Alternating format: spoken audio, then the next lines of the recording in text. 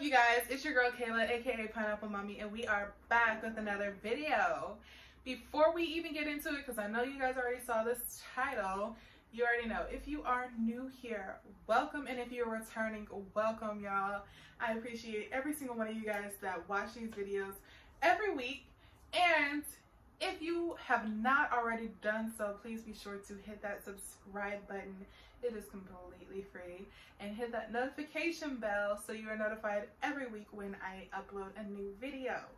So, as y'all can see from this, we are going to be talking about surrogacy. And this is not going to be the only video that I do on this.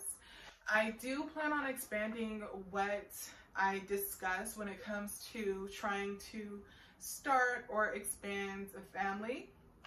As I have told you guys, if you have questions, I may not know the answer, but I will do my best to get that answer for you. So I have some loved ones that are going down the surrogate route, and I have others that have wanted to know answers to their questions about it. So this is not going to be the only video on it, just like my known donor video is not going to be the only video that I do. I also have some videos coming up about using embryo donors and the such. So if these are things that intrigue you and interest you, please be sure to hit that subscribe button and that notification bell like I mentioned, so you are always kept up to date when I upload new videos. So getting into this, things that we know versus things that we don't know. If you didn't know already, surrogacy is actually a centuries-old practice dating all the way back to Abraham, Sarah, and Hagar. Historical/biblical, where Abraham used Hagar to have a child against God's will and did so. You fast forward to the 12th century with Spain's, their king took multiple surrogates trying to conceive a male heir. The children of those surrogates knew the queen as their mother, not the surrogates. You come down to more contemporary times in the 70s. Surrogacy was also again used, not financially compensated, not compensated to record that we know of. And then in the 80s, the first financially compensated surrogacy was for $10,000. Of course, that woman later did go to advocate against surrogacy for her own reasons, and it's her right to decide to do so. And now you have it to where it's a booming business. So yeah, that's just a little bit of history on it.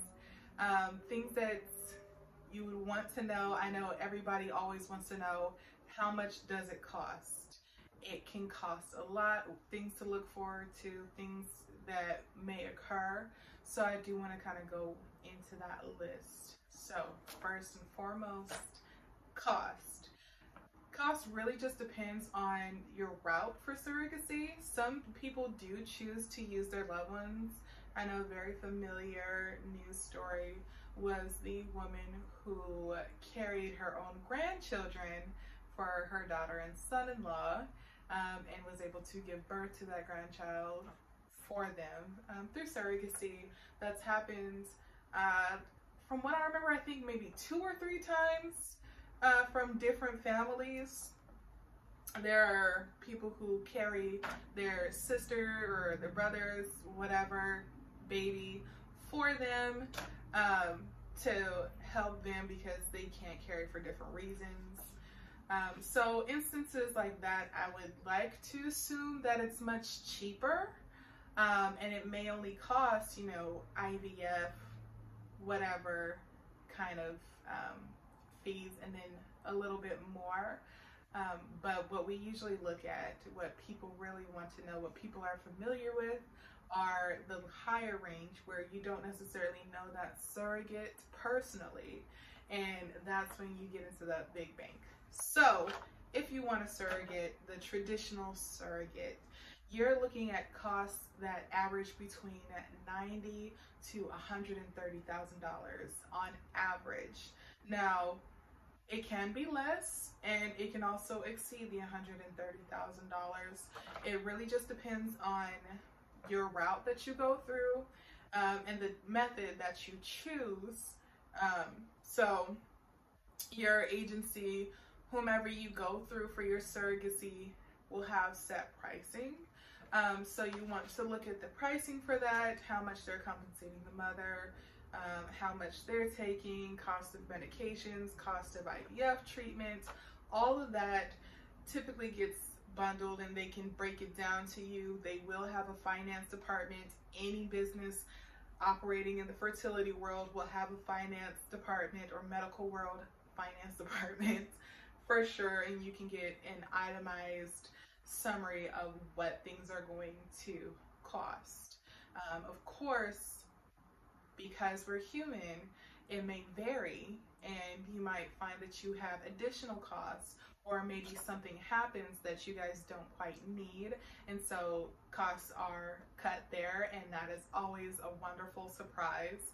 But you can't guarantee it, and you cannot go into this, I don't want to call it business, but you can't go into this trying to cut corners. We can't go in trying to cut corners, trying to be cheap. Cheap is great in some ways, and it's great to be money savvy, but also remember what we're doing. So it's not for the people who want to pinch every penny. I mean, you can, but you might find this is financially frustrating for you.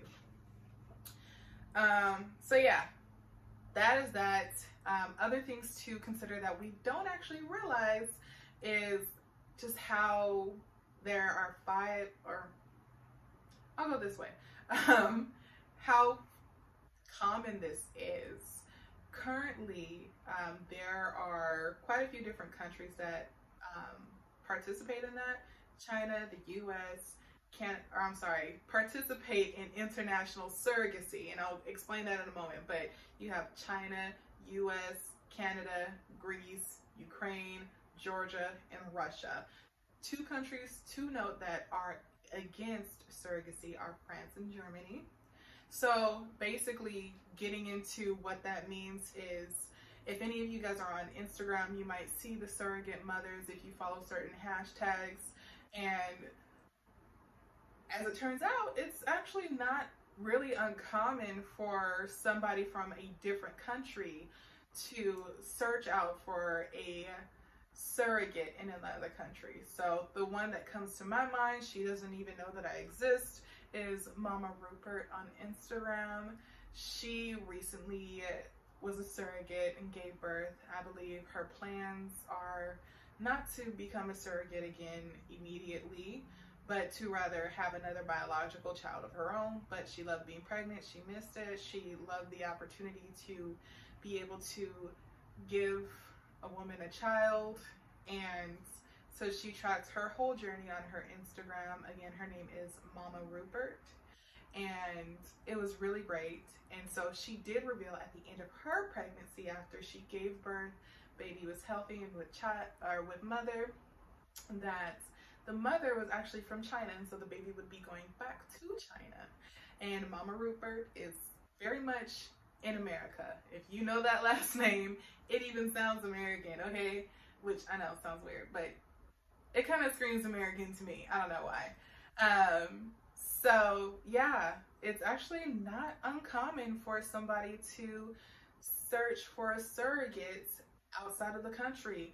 Just like it's not actually uncommon for somebody to search for a sperm donor or egg donor or embryo donor from somebody outside of the country. And if you have questions about egg donation, embryo donation, or still more questions about sperm donation, remember to go ahead and comment them down below, because I do plan to continue to make more videos, so I do want to answer those for you. So these countries you would go through an agency. I'm sure there are a ton of agencies that you go through, so just go ahead and search that on Google if that's something that you're interested in. I may not be able to find an agency in your town, but let me know if that's something you're interested in, and I'll see what agencies I can find. I'm in California, as y'all know, So that's typically where I look for, but let me know if that's something that you're interested in, and hopefully I'll be able to find that information to at least get you going in the right direction. So continuing on, more information to know. Now there are laws and things and practices in place to protect you, protect surrogates, protect everybody involved, but you want to make sure that you're looking at the national, federal laws that cover surrogacy, fertility treatment, etc. And you also want to look at your local governments, your local states laws, and make sure that you're covered. Just like how some states, father is automatically assumed as, parents with rights and things, even if parents aren't married. And then some say that, well, no, father is not automatically the, primary custodian or anything like that. Mother is, because they were never married. So you want to look at these little details and things before you go into this, as you're going into this, and make sure that you know what's going on with your state. And here's why. So what I found for California is that there are 5 different individuals that can claim potential parenthood. So the first one is the egg donor. So not necessarily the woman who purchased the egg, not necessarily the woman who's carrying the egg, but the woman who donated the egg. The second one is the actual surrogate, so the woman who will be carrying the baby. The third is the intended mother, so the one who requested the egg, requested the embryo, requested the surrogate, whatever, the one who's going to be on the birth certificate, the one who is to get the child in the end.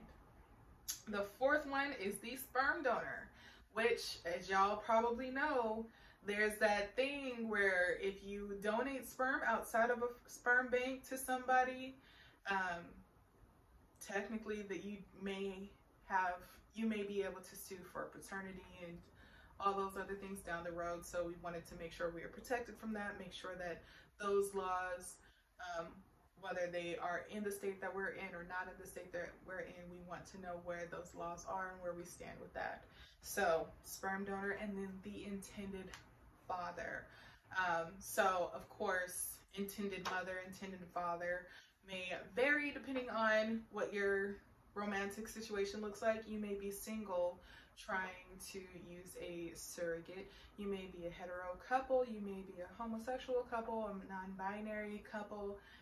It all just depends. So this is just kind of basically the breakdown. So you have 5 people. You want to make sure you know what your state says for this. Going through an agency is what I highly recommend. I get that it's not for everybody, whether it be through a sperm bank, surrogacy agency, whatever it be. I know it may not be for everybody, but there are some things that come in place that are great protections. Namely, making sure that whoever that donor is unable to lay claim to the child, even though you may want to co-parent with them, or you may want to have your child know them, mainly if you want your child to know them but not co-parent, have rights or anything. Using a agency or sperm bank facility, whichever you want to, fraternity facility, there's some of those protections that naturally come with those depending on your state. Always double check with your agency, always double check with your state. So that's why I highly recommend it, because then those protections are already put in place.